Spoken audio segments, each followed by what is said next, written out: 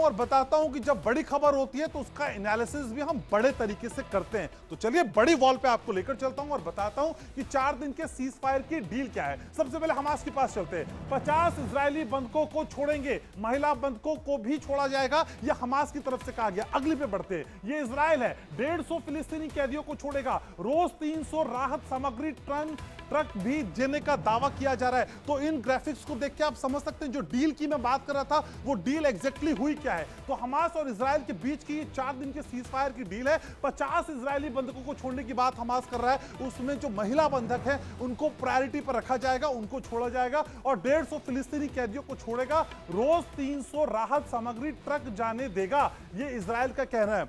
यानी एक बातचीत हुई है और इस बातचीत का ये अलग मसला है जो समझाने की कोशिश लगातार कर रहे हैं। तो 4 दिन के सीज फायर की डील है और इस डील को हम समझाने की कोशिश कर रहे हैं कि असल में हमास ने क्या कहा और फिर इजराइल ने क्या कहा। चलिए बदलते हैं इन ग्राफिक्स को।